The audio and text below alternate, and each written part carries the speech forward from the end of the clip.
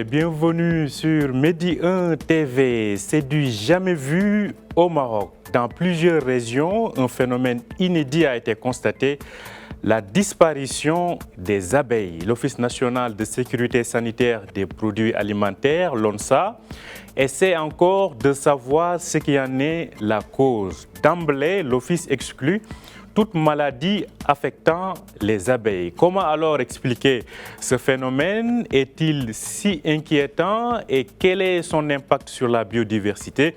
Nous allons essayer d'en savoir plus avec notre invité. Il s'agit de Mohamed Ali Friqi, qui est professeur d'écologie et de biodiversité végétale à la faculté des sciences Semlalia à l'université Qadéya de Marrakech. Bonjour à vous, professeur Ali Friqi. Bonjour à vous et merci de votre invitation. Merci à vous de l'avoir accepté. Alors, une première question, comment expliquer ce phénomène de disparition des abeilles? Oui, le phénomène il ne date pas d'aujourd'hui. Il y a quelques années, on a constaté que dans certaines régions, il y a des problèmes des abeilles, soit qu'ils ne reviennent pas aux ruches, soit qu'il y a de fortes mortalités. Et c'est un phénomène qui est aussi international, il ne touche pas que le Maroc.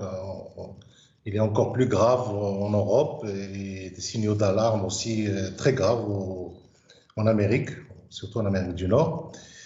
Je crois que les causes sont multiples et c'est plutôt une conjoncture, cette année-là particulière, une conjoncture de conditions tel que ça a été mentionné d'ailleurs dans le rapport du communiqué de l'ONSA, que ce n'est pas une maladie, qui touche les abeilles, mais c'est plutôt des conditions de conduite de l'élevage dans des régions que je dirais à forte agriculture consommatrice d'intrants chimiques, surtout des pesticides et des fertilisants chimiques.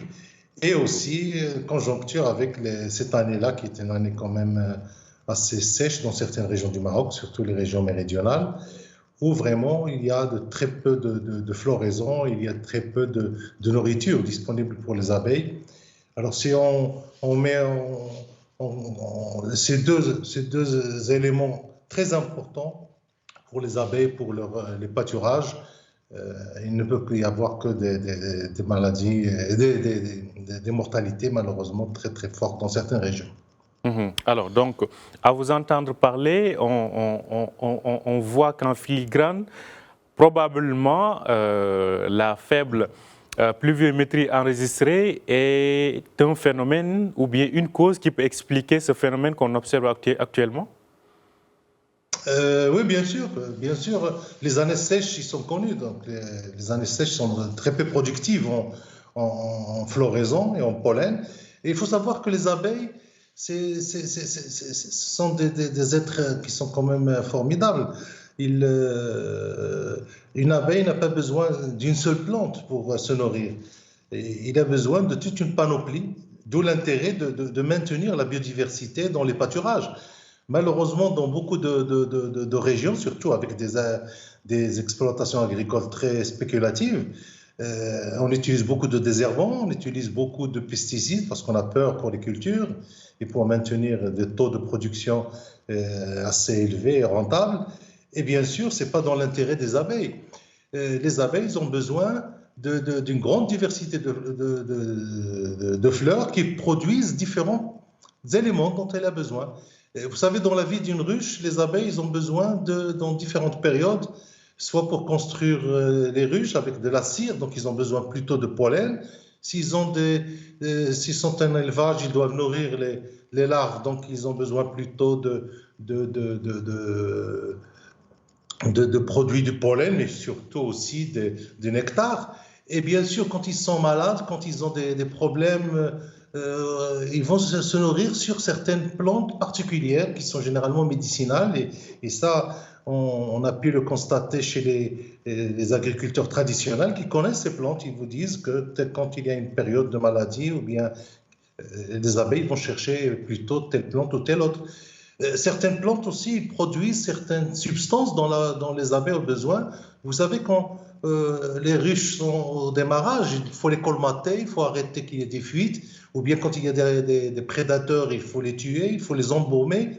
Et bien, pendant cette période, il y a une forte sécrétion de propolis qui est en fait un antiseptique extraordinaire pour les ruches. Et pour le coller sur les ruches, ils ont besoin de substances collantes, genre des plantes, résines, etc. Et ils vont les chercher. On les avait même pâturés quand il fait très chaud sur du goudron. Parce qu'ils ont besoin de... Ce qui fait l'abeille n'a pas besoin d'une seule plante qui la nourrit. Il a besoin d'une grande diversité. Et c'est l'intérêt de maintenir une biodiversité dans les pâturages. Alors, cela dit, la question aussi que se pose tout le monde, c'est est-ce que ce phénomène est si inquiétant ou autrement, quel risque d'en être l'impact et les conséquences? Bien sûr, il est inquiétant dans la mesure où vous allez avoir des espaces agricoles qui sont complètement interdits aux abeilles. Et il faut savoir que moi j'ai étudié dans le sud avec des collègues français. On a étudié les pâturages dans la région d'Etwa Amran. Et les pâturages traditionnels, vous avez une sorte de convention, une sorte de partenariat, d'échange, de concertation entre les agriculteurs et les apiculteurs. Donc, au moment de la migration, on va choisir des zones où il n'y a pas beaucoup d'utilisation de pesticides, ou bien on utilise des pesticides qui sont à spectre réduit, qui ont une durée de vie qui ne dépasse pas la journée ou 48 heures maximum. Et par arrangement avec les apiculteurs, les ruches sont fermées pendant une journée ou deux, le temps que le pesticide n'a plus d'effet. Et bien sûr, il y a maintenant sur le marché des pesticides qui sont compatibles avec l'élevage apicole. Ça, c'est une forme d'accès aux ressources polliniques dans les pâturages, d'accès à la pollinisation pour les agriculteurs.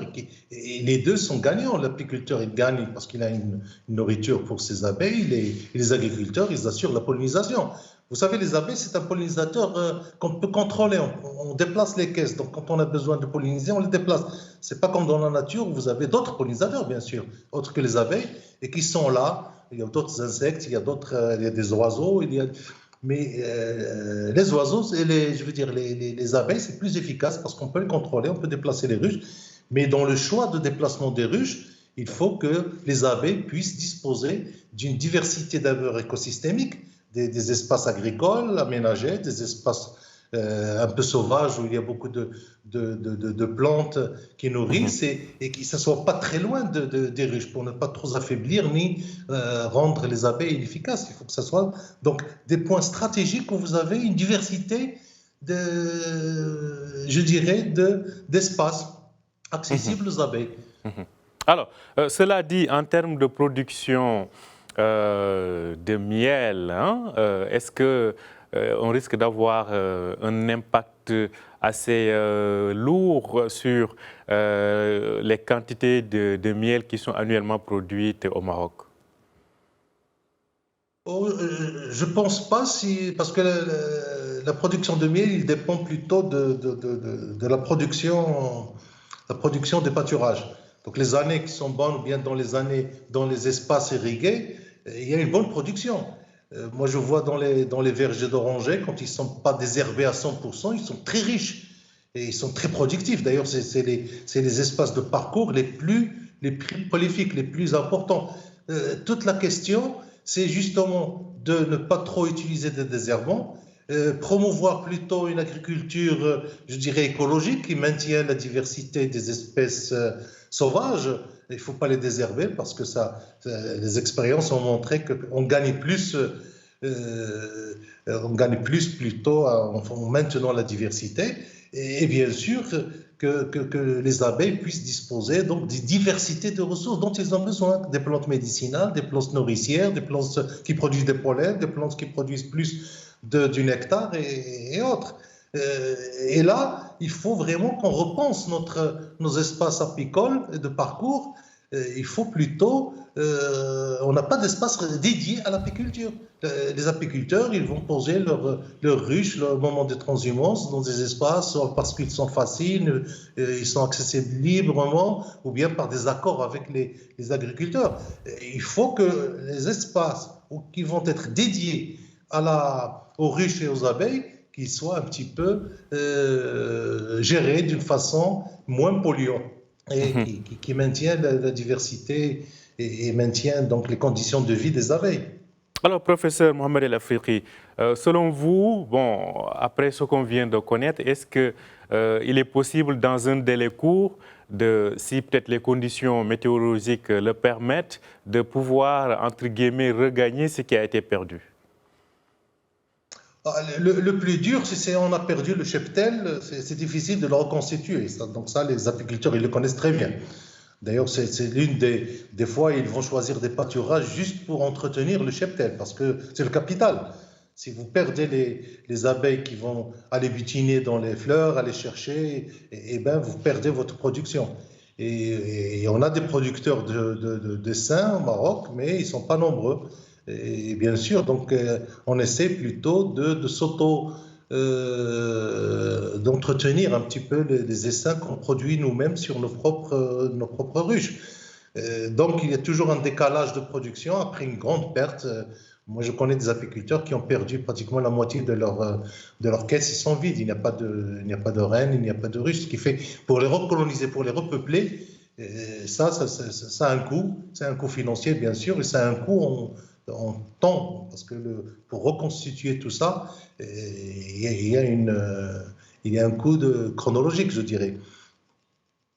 Donc, il faudrait non seulement un sacrifice certainement financier, mais aussi beaucoup de patience avant de retrouver la situation normale. Alors, l'autre question aussi qui se pose, c'est justement en termes de biodiversité. Quel devrait être globalement l'impact de ce phénomène inédit que l'on est en train d'observer?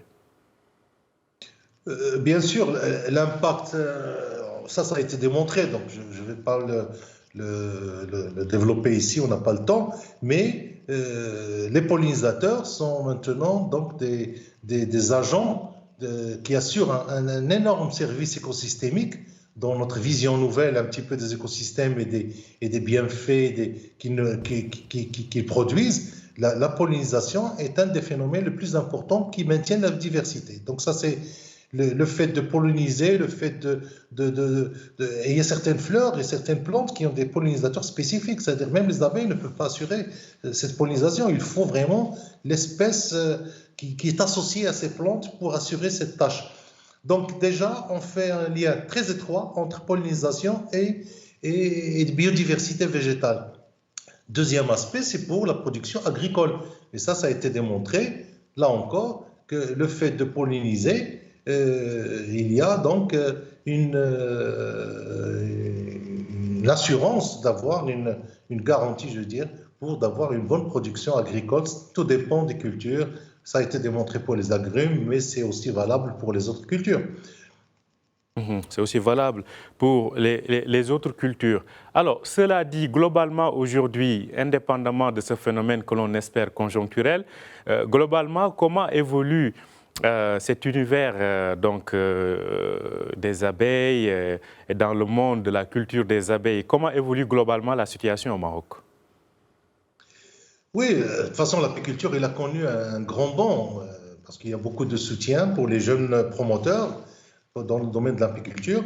Ce que je regrette, c'est qu'au même titre qu'il y a un développement de l'aspect technique, la technique d'élevage, la technique de conduite de la ruche, on n'a malheureusement pas développé le volet plutôt végétal des activités. On connaît les pâturages, on connaît les zones de transhumance, mais les agriculteurs, ils n'ont pas encore je dirais, d'arrangement avec les apiculteurs. Et ça, je crois, l'administration agricole, il peut jouer un grand rôle en tant que médiateur entre ces deux acteurs de développement agricole, à savoir les apiculteurs et les agriculteurs, justement en créant des sortes de sanctuaires pour les abeilles, pour maintenir la productivité. Donc ça, c'est un aspect de formation qui est capital, il faut vraiment le développer. L'autre aspect, c'est justement les produits de la ruche, et aussi bien intrants naturels qu'intrants qu'il faut développer. Et là encore, il y a encore beaucoup à faire. Moi, j'ai étudié surtout l'apiculture traditionnelle. Je constate que nos ancêtres, les apiculteurs traditionnels avec des ruches rudimentaires et traditionnelles, que ce soit en roseau ou bien en poterie, ils ont un savoir-faire extraordinaire en termes de connaissance des plantes, en termes de connaissance des dates, en termes de... Bien sûr, à l'époque, les ruches ne se déplaçaient pas beaucoup, donc il y avait un choix stratégique pour poser le rucher, pas très loin de la maison, entre les champs, près de la forêt, près des champs en jachère, etc. Et ils intégraient facilement la pratique de l'agriculture dans l'agriculture productive végétale. Et là, tous ces aspects-là, toutes ces connaissances, malheureusement, il n'y a pas de transmission vers les nouveaux acteurs de l'apiculture, c'est-à-dire au niveau de l'agriculture moderne. Donc, on va gérer l'agriculture comme une activité, bien sûr, productive et agricole, mais on perd en termes de connaissances. Et par exemple, c'est ce qui se passe maintenant avec la mortalité. S'il y avait une bonne maîtrise des savoirs sur les pâturages, sur la diversité des espèces, qu'on recueille tout ce qui est traditionnel et qu'on transmet aux jeunes, je crois qu'on aurait là des outils d'adaptation facile s'il y a des changements climatiques, s'il y a une sécheresse. Parce que nos traditions, ils savaient qu'en période sèche, il faut aller de telle part, il ne faut pas aller de l'autre côté, ou bien au moment où il faut traiter, il ne faut pas... Donc, ces savoirs-là, il faut qu'ils soient maîtrisés et appropriés par les jeunes apiculteurs. Et là, on y gagne. On y gagne en termes de productivité. En un mot, vous parlez là d'une sorte de retour aux sources pour mieux préserver donc, les acquis et éviter ces types de mortalité dans l'apiculture. Merci à vous, professeur Mohamed Ali Freki. Je rappelle que donc, vous êtes professeur en écologie et de biodiversité végétale à la faculté des sciences Semlalia à l'université Kadi Eyad de Marrakech. Merci d'avoir accepté notre invitation. Merci, c'est au revoir et bonne journée. À vous aussi. Merci à vous aussi de nous avoir suivis. Je rappelle que vous pouvez retrouver cet entretien sur notre site www.medianews.com. Bonne journée, bonne suite de programme sur Média TV.